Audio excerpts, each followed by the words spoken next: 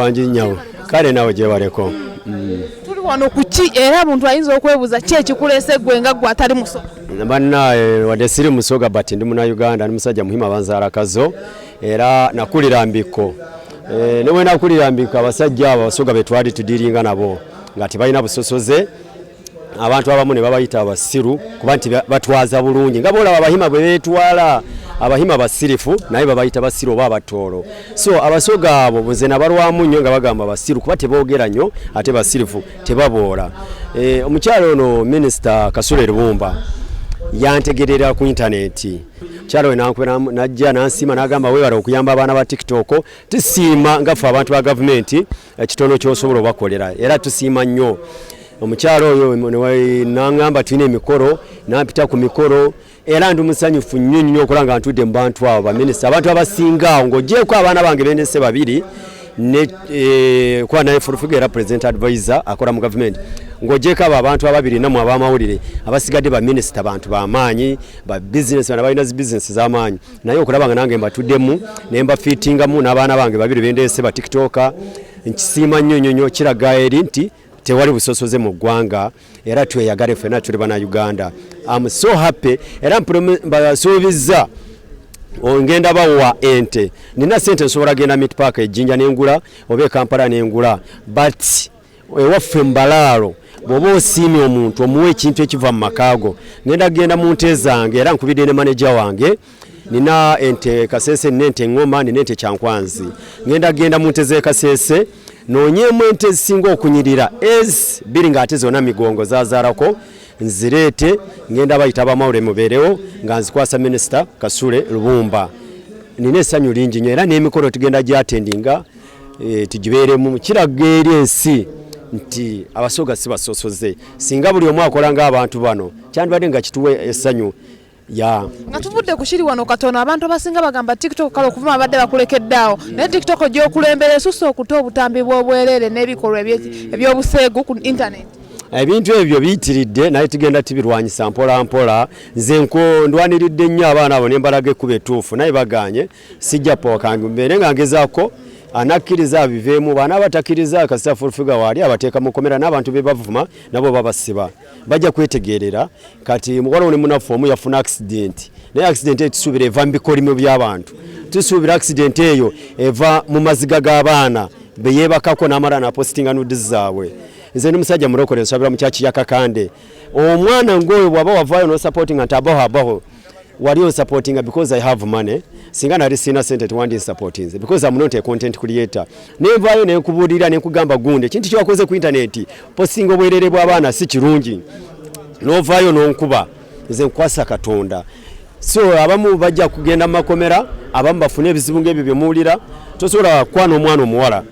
novuma mama we ng'oyawukanye n'omuwala n'opostinga mama ng'omuvuma n'opostinga nudes z'omuwala oyo atali omu abatali babiri omuntu bw'atakusanga kukuba n'akutemaatema wa famire y'oyo omuwala era ojja kufuna ebizibu ebifaanagana bwe bityo so ebintu ebyo tiri birwanyisa ku media bijja kuggwawo bwe tutyo bwe tusuubira bingi ebyatambula nga accident emaze okubeerawo abantu abamu bagamba mbuno omwenge ng'akozesa mungi byali bikolimo gwali mwenge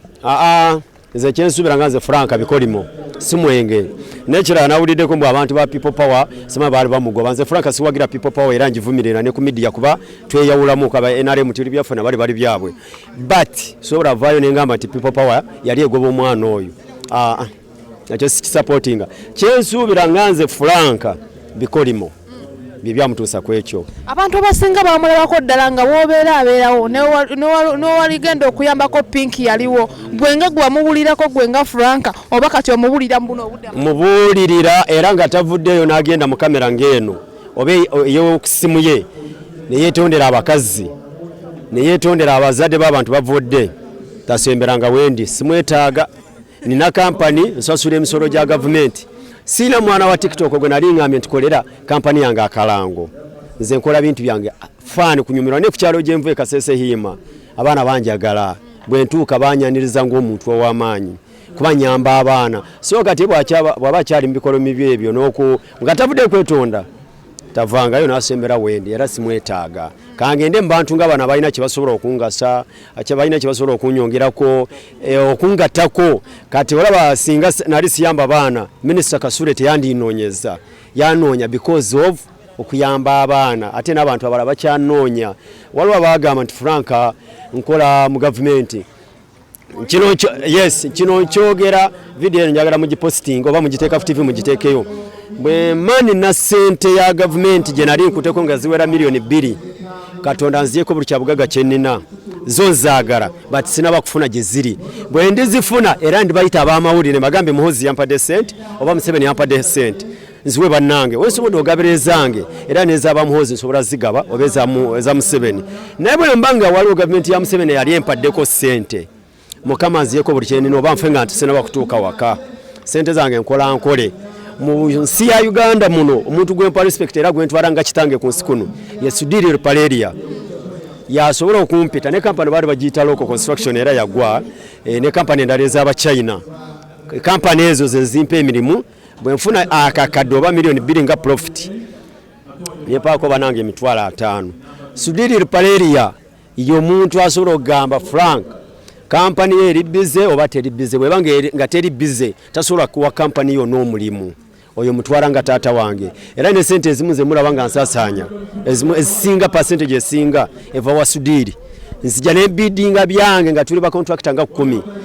n'agamba kampani ya Franka mugiwa omulimu ekyo kiva ku ki kuyamba abaana bano ne bakusabira abamu ne bakuba guba mukisa okiraba sina sente ya government gyemanyi naye nga nzeetaaga kubanze ndi wa NRM akasemberayo ddala wejjusa okuvayo noyamba abaana bano bo bakwatako baggwa abaana bano bakudisappointing nga ggwe ekintu ekyo sikyejjusangako era ne bwenfuna abalala ngenda bayamba era nsaba Mukama ampe sente mbayambe singa sayamba baana abo nandibadde nga siri wano